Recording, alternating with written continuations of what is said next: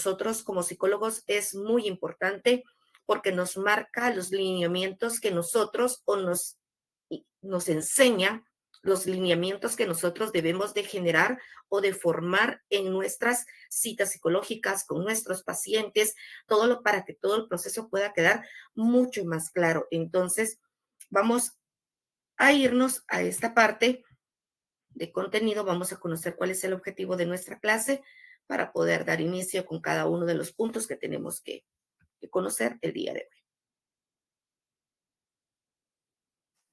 El objetivo de nuestra clase es que ustedes puedan identificar la importancia de las categorías del encuadro psicológico en el campo de acción.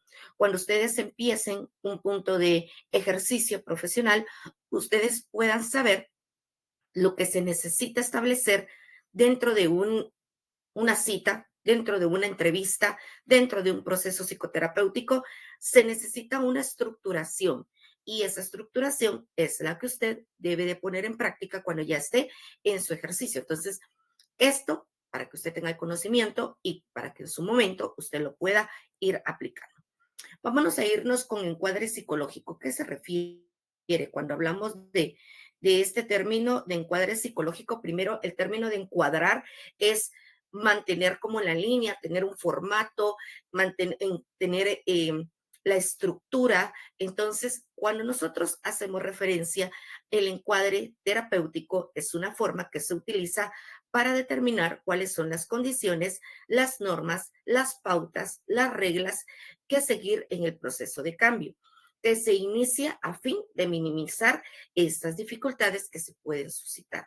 Entonces, en este caso, cuando nosotros hablamos o cuando ustedes escuchen el término de encuadre psicológico, deben de considerar que es precisamente poner lineamientos, poner las condiciones y no solamente ustedes, sino llegar a ese punto en el que se necesita tener una comunicación efectiva con nuestros pacientes. Entonces, verificar las condiciones del paciente, verificar también mis condiciones en cuestión de tiempo, en cuestión de días, en cuestión de horarios, en cuestión de costos también podemos hablar dentro de este encuadre.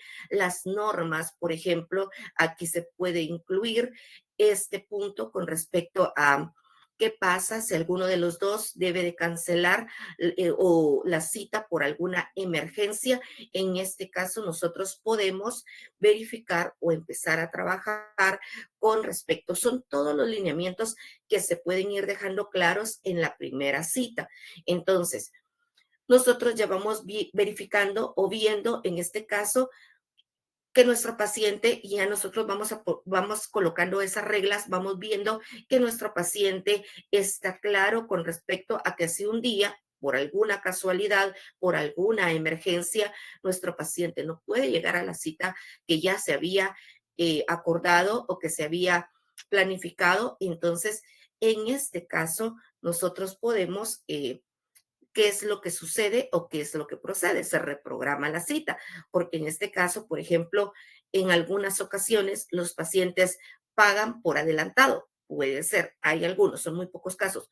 Por lo regular pagan conforme van recibiendo las citas, pero si en algún momento el paciente decidiera pagar 5 citas, por ejemplo, es válido. Solamente que, como ya está pagado o ya está anticipado ese pago, ¿qué debemos de generar?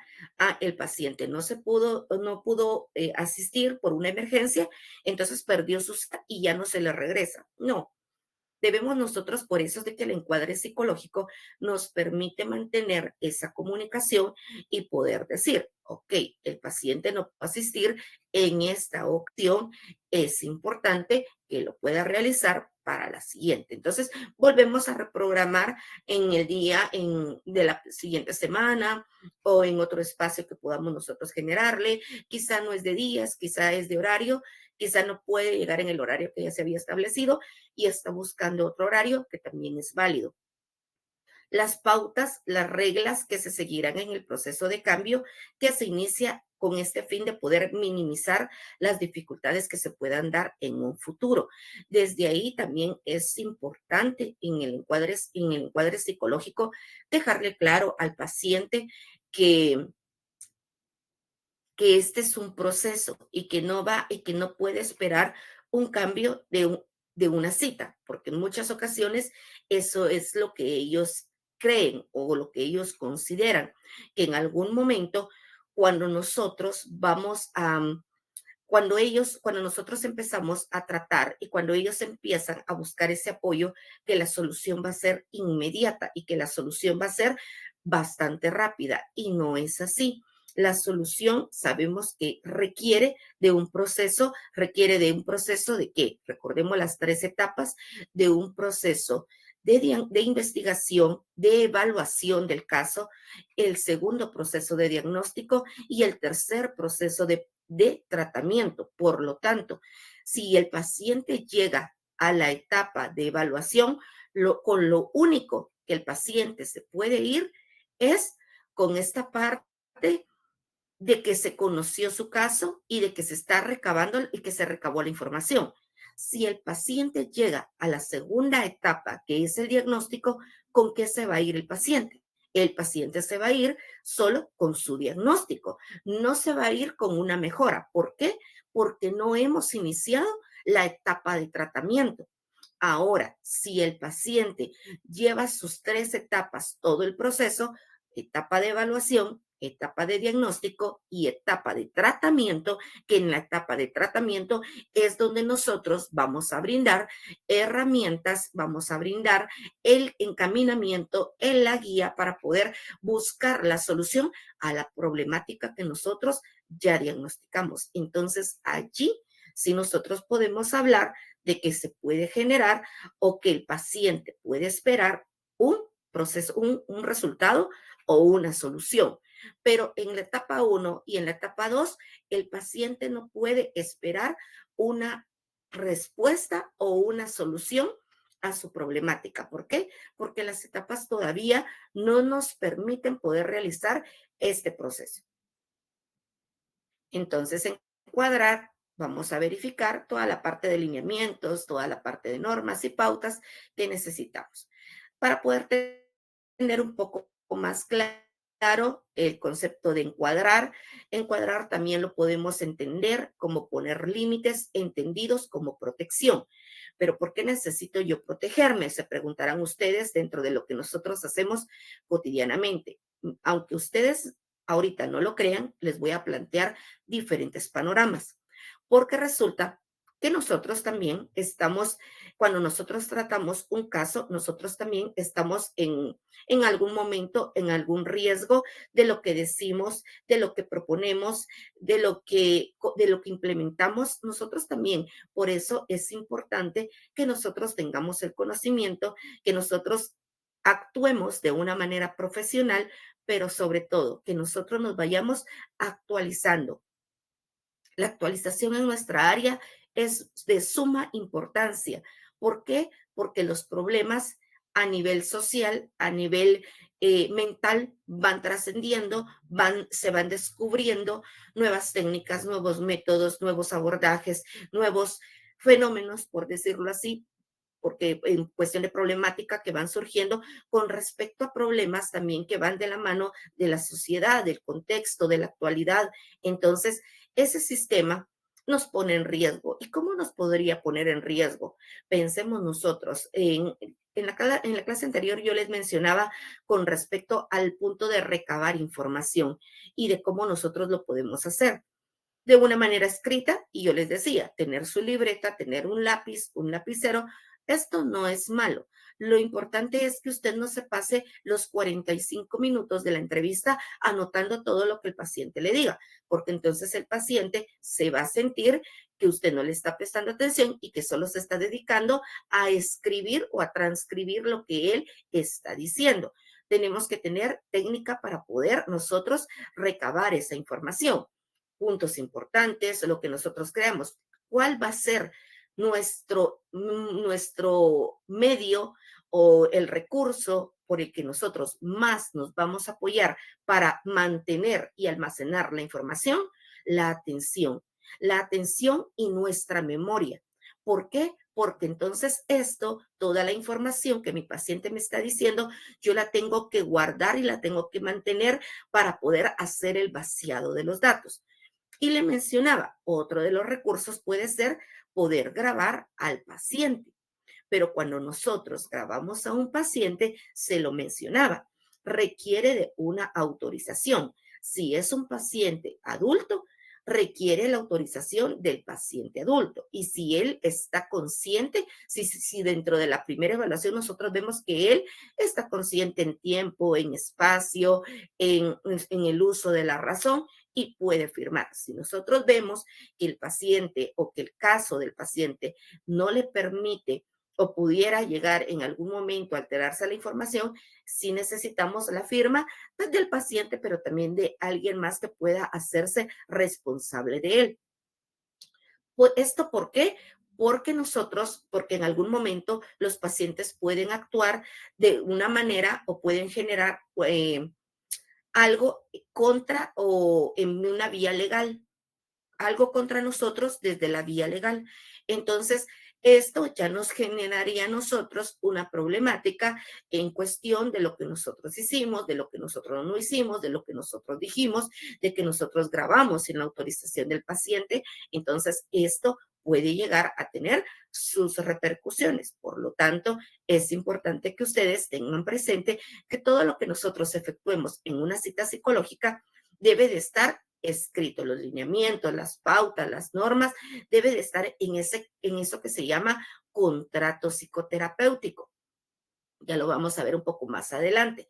Entonces, es un medio de protección para quién, para nosotros, pero también es un medio de protección para el paciente, porque también le va a hacer ver en algún momento que él tiene un respaldo, le va a hacer también o sentirse más seguro de lo que él está trabajando y esto se ve como mucho más confiable. Recordemos que hoy en día nuestros pacientes o la población también está muy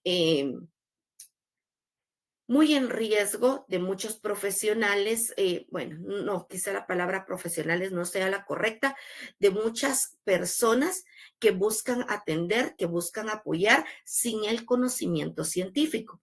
Entonces, y se los he mencionado, la verdad es que yo no tengo nada en contra de los coach, pero son una parte que trabajan en un área totalmente diferente, pero ellos generar un proceso psicoterapéutico no lo pueden hacer, aunque algunos se asuman ese papel y quieran decir que como coach ellos pueden trabajar a una persona o tratarla psicológicamente, pero no es así. Ellos tienen una función muy diferente y muy distinta al papel que nosotros jugamos como psicólogos. Entonces, pues el encuadrar es poner esos límites que se pueden entender como protección, como una condición para que una transformación pueda tener lugar. Antes de empezar el proceso, nosotros le explicamos al paciente esas pautas, esas normas y esos lineamientos en cuanto nosotros trabajamos. Pero para eso nosotros tenemos que estar claros. Para eso nosotros ya tuvimos que haber estudiado nuestro encuadre, qué es lo que voy a permitir, qué es lo que no voy a permitir.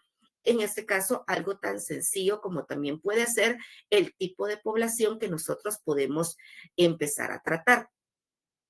En algunos casos, algunos profesionales tienen un área específica para poder trabajar. Algunos trabajan, se enfocan meramente en niños y adolescentes. Algunos otros profesionales van a enfocarse más en el trabajo de adultos. Entonces, esto también es válido porque cuando llega alguien a buscarme, por ejemplo, y yo estoy dentro de mis lineamientos o dentro de mi enfoque a trabajar, yo estoy clara que solo voy a trabajar con adultos y llega a buscarme un niño, yo puedo decir, le comento que en este caso yo no trabajo con población infantil, pero con mucho gusto yo le puedo referir. Entonces, primero, yo estoy clara con la población con la que voy a trabajar y segundo, de una manera muy amable, nosotros podemos referir a nuestros pacientes con profesionales que estén involucrados en su totalidad para trabajar con ese tipo de población.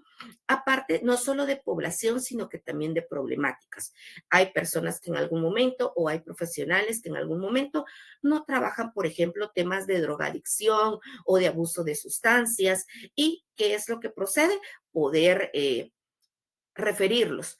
Y en el caso también pueden haber profesionales que no traten temas con respecto a trastornos sexuales. Entonces, en este caso, es también idóneo poder referir, pero no mantener al paciente o no decir, mire, lo voy a revisar, voy a tener una revisión 3 veces con usted y después de las 3 sesiones o después de las 3 citas, lo voy a referir con alguien más, porque entonces ahí eso no cuadraría o eso no estaría dentro de los límites profesionales. ¿Por qué no estaría dentro de los límites profesionales? Porque usted sabe desde el inicio que no lo va a poder tratar, pero usted está buscando tener 3 citas con ese paciente por alguna razón y seguramente esa razón tiene un objetivo económico.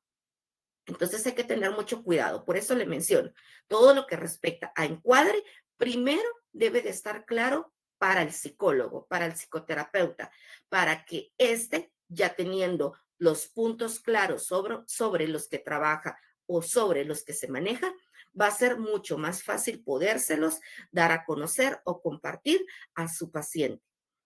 De aquí surge el contrato terapéutico y es lo que les mencionaba, ese sistema o ese punto en el cual el contrato psicoterapéutico puede ser, ahorita más adelante le voy a compartir que puede ser oral o puede ser eh, escrito, pero siempre se los digo, lo mejor en cuestión de encuadrar, en cuestión de dejar todo escrito es a través de este medio. ¿Por qué? A través de una firma que es lo que nos puede respaldar y usted no sabe en qué momento esa firma, ese contrato, ese papel le va a servir o le va a salvar la vida.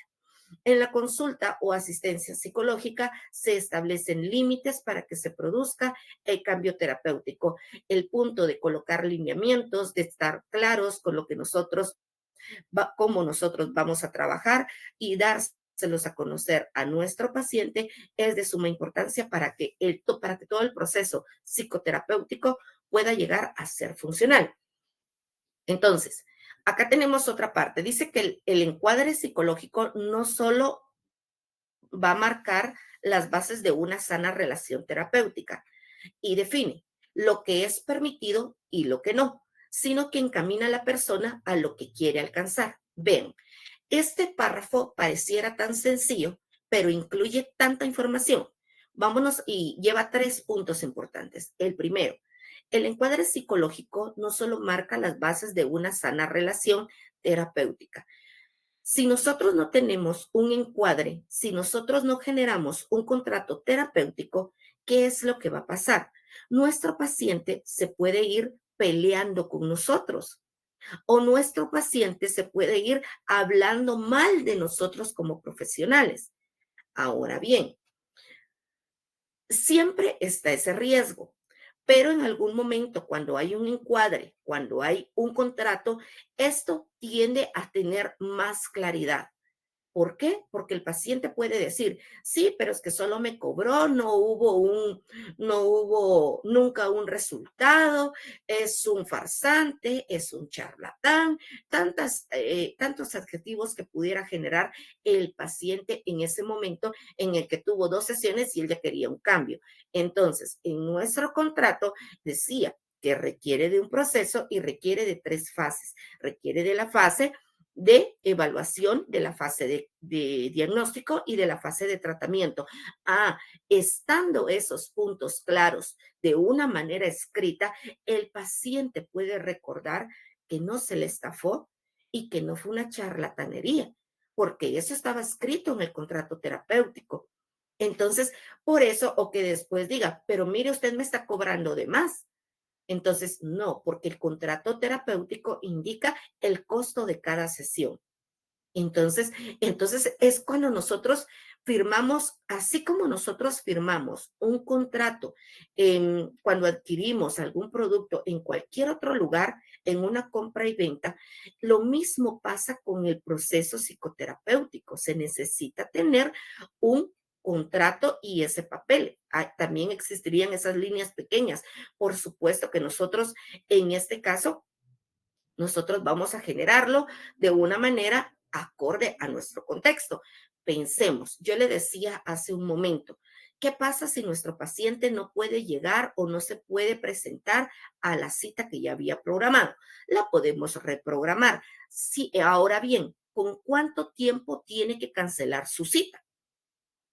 Porque si el paciente me llama cuando yo ya estoy o cuando ya han pasado 5 minutos de la cita, entonces su tiempo de cita ya va corriendo. Entonces, Disculpe que la interrumpa, solo una consulta es lo con el, ideal. En este caso, nosotros podemos trabajarlo de dos formas.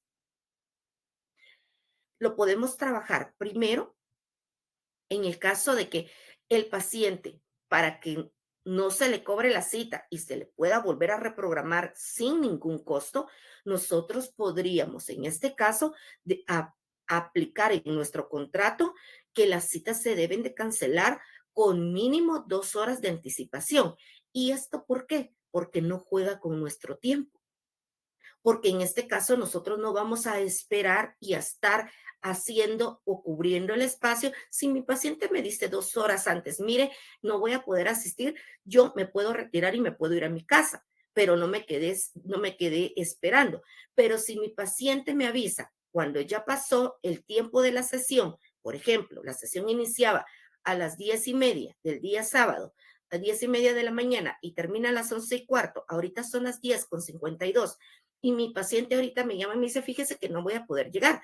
Yo ya llevo alrededor de 22 minutos esperándolo y son 22 minutos que la cita ya va corriendo. Entonces, es un tiempo que yo ya estoy invirtiendo en este paciente.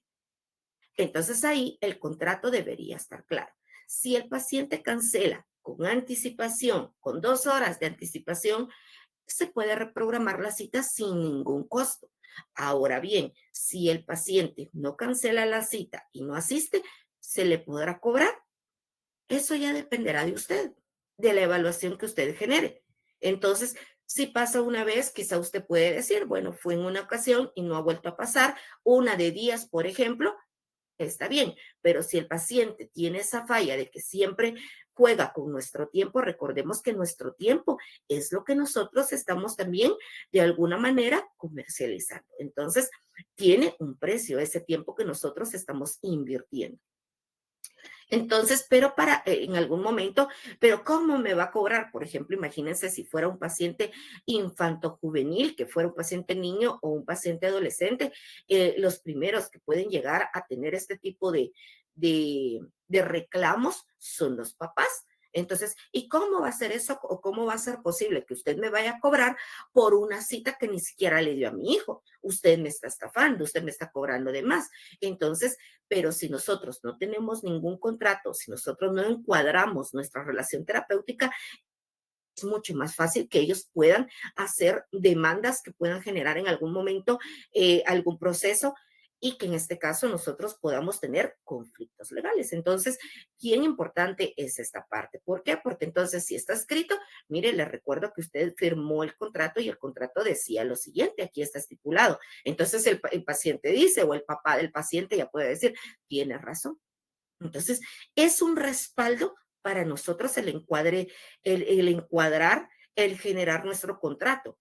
Por eso es de que le menciono y le repito, para quien debe de estar claro de primero cómo va a trabajar, es para usted.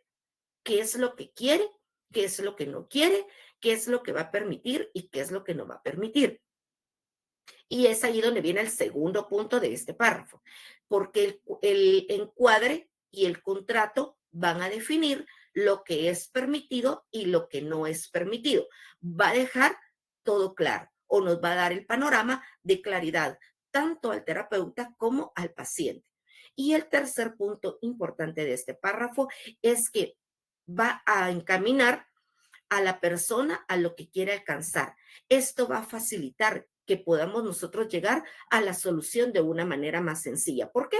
Porque nosotros no le estamos mintiendo al paciente, nosotros no le estamos diciendo, mire, en 2 sesiones yo ya le tengo la solución. O en 3 sesiones su hijo o usted ya va a tener un cambio de vida.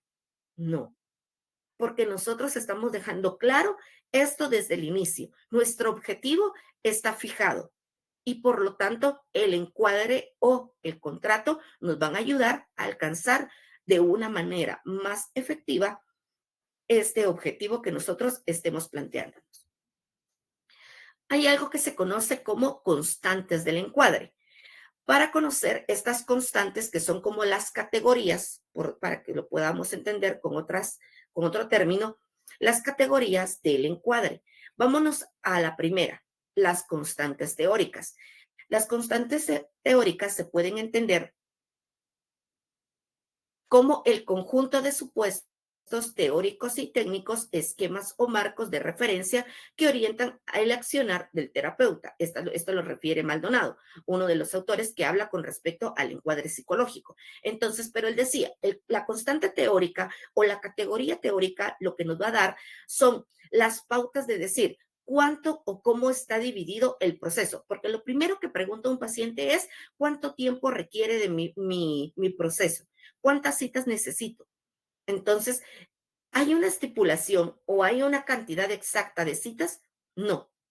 Puede haber un promedio, sí, pero una cantidad de citas exactas, no. Yo no le puedo decir al paciente, mire, en 10 citas usted ya va a estar bien, o en 10 citas su proceso ya se va a solucionar, o su problemática se va a solucionar. No.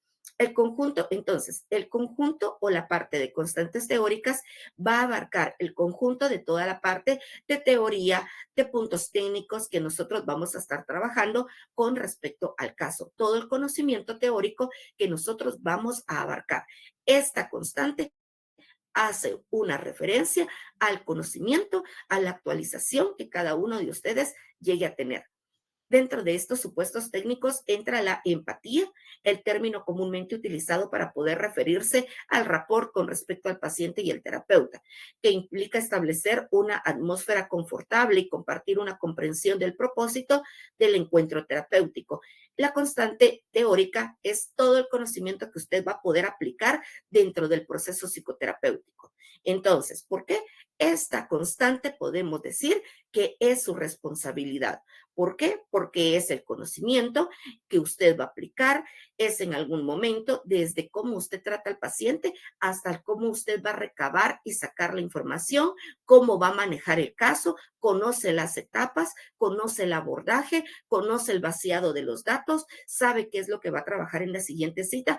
Todo esto se va a englobar en esta constante teórica. Todo lo que usted tiene como conocimiento base para poder abarcar el caso del paciente o tratar el caso del paciente. Y luego nos vamos a ir con las constantes funcionales. Estas abarcan los objetivos, los cuales deben establecerse de forma clara y precisa, de acuerdo al proceso que se va a realizar. Una constante funcional va a estar relacionada con los objetivos y los objetivos en algún momento pensaríamos que nosotros vamos a ser los únicos en plantear los objetivos del proceso psicoterapéutico. Pero aquí nos vamos a la explicación un poquito más despacio. ¿Por qué?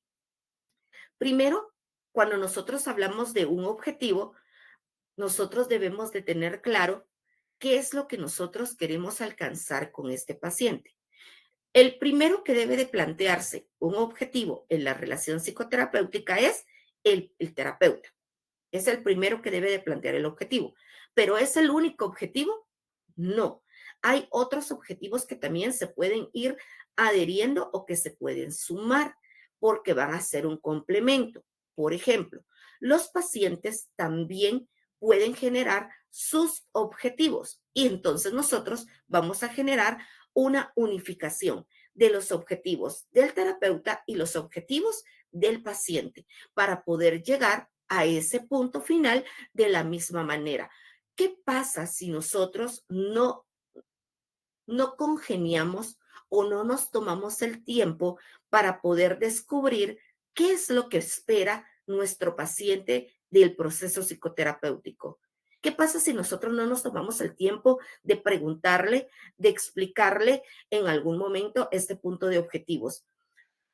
Nuestra paciente puede, primero, si nosotros no preguntamos, no vamos a tener el conocimiento de lo que nuestro paciente espera del proceso, de lo que nuestro paciente quiere del proceso. Entonces, ¿qué espera nuestro paciente? Si nosotros conocemos eso, Entonces nosotros podemos decir el objetivo que yo como psicólogo tengo planteado y el objetivo o lo que mi paciente espera van de la mano, hacen un clic. Pero si yo tengo un objetivo a largo plazo y mi objetivo es que de aquí en 5 sesiones ya exista un diagnóstico y mi paciente tiene la idea o el objetivo que de aquí en 3 sesiones él ya tenga la solución de todo el problema, estamos los dos totalmente hablando de un tema totalmente distinto. Él está por un camino y yo estoy por otro camino. Él va por un lado y yo voy por otro lado. Entonces los objetivos no se están unificando o los objetivos no se están interrelacionando para poder buscar o poder llegar al mismo camino. Es como que él jala para acá y yo jalo para acá. Entonces va a ser mucho más difícil poder llegar a la solución que realmente nosotros queremos. Por lo tanto, nosotros debemos de explicarle a nuestro paciente cuál es nuestro objetivo y escuchar el objetivo que nuestro paciente tiene para que nosotros al momento de aplicarlo podamos nosotros llegar a un mismo punto y los dos vayamos de la mano, porque de eso se trata. Nosotros tomamos al paciente de la mano y lo vamos encaminando y nosotros lo vamos acompañando, porque esta es una de las palabras claves, acompañamiento. Nosotros no le vamos a dar la solución, nosotros lo vamos a apoyar y a encaminar y acompañar y nosotros vamos a hacer esa guía en ese proceso con el conocimiento que nosotros tenemos. Luego dice, pues que los objetivos deben de establecerse de una manera clara, de una manera precisa, de acuerdo al proceso que se va a realizar. Y en este caso, cuando son pacientes niños, cuando son pacientes adolescentes, también es válido poder explorar y poder verificar cuál es el objetivo o qué es lo que ellos buscan, porque en algún momento la mayoría son referidos. Entonces, mire, la verdad yo no quería venir, pero a mí me mandaron. Entonces, está bien, pero ya estás aquí. Y ya dentro de este proceso, ¿qué te gustaría que trabajáramos? ¿Qué te gustaría mejorar? Buscar esa parte, recabar esa parte en la que el paciente también tiene de alguna manera algo que pueda establecerse. Y en esta constante funcional, que prácticamente la constante funcional nos marca objetivos tanto del paciente como del terapeuta, se verifican aspectos como los honorarios. Entonces, lo primero que tenemos que tomar en cuenta de las constantes funcionales son los objetivos. Lo segundo que podemos abarcar en las constantes funcionales son los honorarios, el costo, jóvenes. Miren, qué importante es esto. Y se los digo de verdad, porque cuando nosotros terminamos de estudiar, cuando nosotros hacemos nuestro proceso de graduación, de verdad, nos podemos quedar como en el aire después de esto. ¿Y ahora qué? ¿Y ahora qué hago? Y ahora yo quisiera poner mi clínica, yo quisiera generar terapia, yo quisiera atender. ¿Cuánto puedo cobrar? Y esto se vuelve un tema bastante complejo, créanme. ¿Por qué? Porque hay desde aquellos profesionales que cobran 35 quetzales por una terapia, por una cita, hasta aquellos profesionales que pueden cobrar hasta 400 o 500 por una cita psicológica. ¿En qué radica la diferencia? Va a radicar en muchas ocasiones en el lugar, en el espacio, en el tipo de población. Si usted quiere atender o su idea es atender a la población de su colonia, entonces usted debe de evaluar el tipo de población que usted tiene. Mi población podrá pagar 200 quetzales por una cita. Entonces, aparte de ello, un profesional, cuando ella puede cobrar esta cantidad de 300, 400, a veces hasta 500 por una cita psicológica, en algún momento tiene un recorrido mucho más amplio. Mientras que nosotros, si estamos iniciando, también debemos de considerar pues todos estos aspectos que nosotros estamos iniciando a dar esos pasos, pero nosotros vamos con el conocimiento, pero que nos falta pulir quizá todavía algo. Ahora bien, ¿Qué pasa con esos profesionales que cobran muy poco? Porque 35 quetzales ustedes dicen, esto no me va a traer cuenta a mí. Entonces, porque es un trabajo que no solamente se quedan los 45 minutos de la sesión, hay un trabajo después y ese trabajo después es hacer el vaciado de la información, hacer el informe. Entonces usted dice, todo este trabajo por 35 quetzales, ¿valdrá la pena?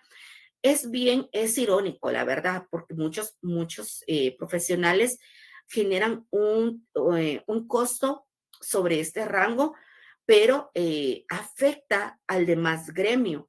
Y es algo que siempre se ha manejado dentro del gremio de psicología, donde algunos profesionales tienen un costo bastante bajo y en algún momento cuando alguien quiere cobrar un poco más alto, pues perjudica, ¿verdad? Porque ya no es como algo tan funcional. O dicen usted, ¿por qué cobra tan caro? Si yo consigo otros lugares donde cobran más barato, como todo en esta vida, ¿verdad? Entonces, este punto es bien importante. El honorario que ustedes puedan cobrar, esto va a depender de ustedes. Y les digo, hay profesionales que pueden llegar ustedes a descubrir que cobran desde 35 quetzales, 50 quetzales, 75 quetzales, 100 quetzales, 150, 200 quetzales, 300 quetzales, 400 o 500 quetzales en esta población.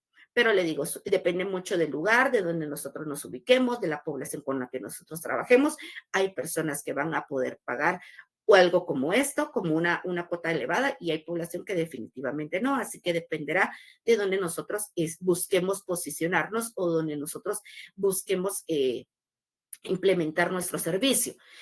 Recordando y retomando que aquí en Guatemala es un poco complejo porque en Guatemala no tenemos ese hábito de enfocar o de invertir en la salud mental. Es otro punto que podemos nosotros aquí desmenuzar o tratar por mucho tiempo, porque en algún momento, ya se lo comentaba, si nos cuesta mucho poder pagar por un servicio médico físico, más nos cuesta pagar. Pensemos en esto. Usted atiende a su paciente una vez a la semana. Si usted cobra 150, son en 4 citas al mes, ¿cuánto sería? Serían 600 quetzales. 150, una cita, segunda cita 300, tercera cita 450 y la cuarta cita ya serían 600. Ok. Esto para nosotros como profesionales puede decir, bueno, es un ingreso 4 veces a la semana, 4 veces al mes, perdón, 600 quetzales, es el ingreso de un paciente, puede ser válido. Pero para la población o para la familia, porque también ahí ese es un factor que depende de la asistencia o la inasistencia de los pacientes. A veces los pacientes no asisten por una cuestión económica. Así de sencillo. Entonces, hoy no vas a ir porque no tengo para la cita. Entonces, no llegan. Entonces es algo que también debemos de considerar nosotros. El rol del profesional y del consultante, por ejemplo, cuál es el rol que nosotros tenemos, cuál es el rol que tiene el paciente. Aquí dice entrevistado, participante, paciente. Entonces, cuál es el rol que nosotros tenemos y cuál es el rol que ellos tienen. Y se los mencionaba en la clase anterior, mucho cuidado por el trato que nosotros le demos a nuestro paciente o porque usted, miren, hoy en día la publicidad es bastante fluida en redes sociales. Entonces, fluir en redes sociales puede llegar a ser un buen punto, pero la mejor publicidad que usted puede llegar a tener si en algún momento usted ejerce es o será sus propios pacientes, porque si usted sabe su rol y le da el rol también al paciente y la relación se torna sana, entonces usted se va a dar cuenta que va a ser funcional. Pero, y este paciente va a decir, mira, yo te recomiendo a la psicóloga Renata porque ella de verdad que es muy buena. Entonces, los mismos pacientes nos van dando ese sistema de publicidad en algún momento. No digo que la publicidad en redes o publicidad en otro lado o en otros medios no sea funcional, solamente le hago ver que también el trato o no, cómo nosotros abarquemos nuestros casos va a marcar mucho la recomendación que puedan dar de nosotros. Luego nos vamos con la siguiente constante, que es la constante temporal. Incluye aspectos como la cantidad de sesiones, la cual se puede estipular con base en los resultados de la evaluación. Es lo que le decía, una de las preguntas claves de los pacientes es cuántas citas requiero o cuántas citas voy a tener. Entonces, hay un promedio, quizá, pero una cantidad exacta, esta puede variar y es lo que hay que dejarle claro a los pacientes, que le podemos dar una cantidad promedio, pero no una cantidad exacta, que esta puede ir variando dependiendo del caso. Puede ser antes o puede que terminemos después o puede que se cumpla con lo promediado. Eh, los objetivos propuestos, las características del paciente, se encierra también dentro de las constantes temporales el establecimiento de los horarios, considerando el día, la frecuencia y la duración de cada sesión. En este caso, dependerá cuánto y cada cuánto podemos atender nosotros a nuestro paciente. Esto va a depender de la cantidad, de la gravedad del problema y va a depender también de la parte económica de nuestro paciente. ¿Por qué? Porque nosotros podemos decir, mire, a mí me gustaría atenderlo 2 veces por semana, pero si cada sesión tiene un costo de 150, en una semana son 300. En 2 semanas son 600 y en un mes son alrededor de 1,200. Entonces, usted vaya haciendo sus números. Entonces, en esta parte, para una familia, si es un niño o un adolescente, para una familia promedio, podemos decir que eso es un costo alto que debe de estar dentro de su presupuesto y lo podrán cubrir o lo podrán costear. Entonces, ya nosotros tenemos que ir viendo el sistema de cómo nosotros lo podemos abarcar. Entonces, no, miren, creo que mejor nos va a quedar mejor una cita por semana. Entonces, también nosotros tenemos que hablarlo y decirlo, evalúen ustedes, evalúen su presupuesto y consideren. Por el caso, podemos empezar con 2 sesiones y quizá más adelante vamos disminuyendo 1 vez por semana. O bien, si ustedes quieren, vamos 1 vez por semana y vamos viendo cómo va evolucionando el tratar el caso. Entonces también, y se establecen los horarios, días, horarios, y se establecen ahí las pautas también, porque es lo que encuadramos. ¿Qué pasa si un día el paciente no puede llegar? Se reprograma. ¿Qué pasa si el paciente ya no asiste? ¿Qué pasa si el paciente, qué pasa si yo como terapeuta, porque también somos seres humanos, ¿verdad? Y que en algún momento pudiéramos llegar a tener un inconveniente? Entonces es válido. Entonces nosotros también tenemos que avisar a nuestro paciente con anticipación, si es posible, aunque hay situaciones de imprevisto o imprevistas que en algún momento son de un momentito a otro. Entonces, pero tener la comunicación y avisarle, porque si no, nuestro paciente va a estar esperándonos y nunca vamos a llegar. Entonces, también, así como el respeto para nosotros o para nuestro tiempo es valioso, también el respeto para el tiempo de nuestro paciente también lo es.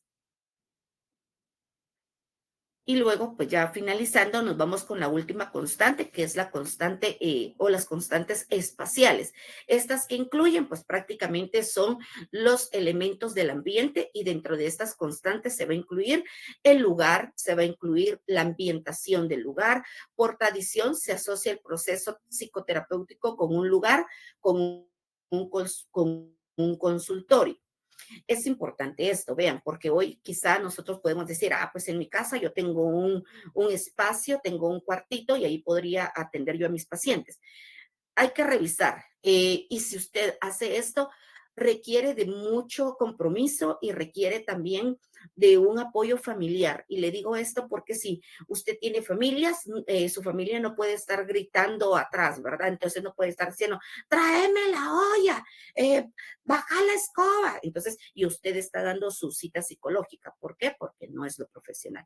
Entonces, si usted va a trabajar en algún espacio de su hogar, de su casa, usted debe de tomar en cuenta que debe de cumplir con todas las constantes o con todos los elementos que requiera la privacidad del caso que usted está trabajando. Ahora, si usted va a tener su propio consultorio, pues definitivamente cuidar los colores, cuidar en algún momento la decoración, cuidar en algún momento el punto de cómo se va a tratar o de cómo se va a manejar, la limpieza sobre todo. No puede llegar su paciente y ver una torre de papeles que no sabemos si va a salir una cucaracha o un ratón en esa cantidad de papeles que usted tiene ahí, o que en algún momento usted tenga muchos elementos personales. Ya le mencionaba yo en algún momento un elemento que usted sea creyente y que tenga una cruz, por ejemplo, hay que tener mucho cuidado con esto, que usted tenga las fotos de toda su familia en su consultorio, no es lo ideal.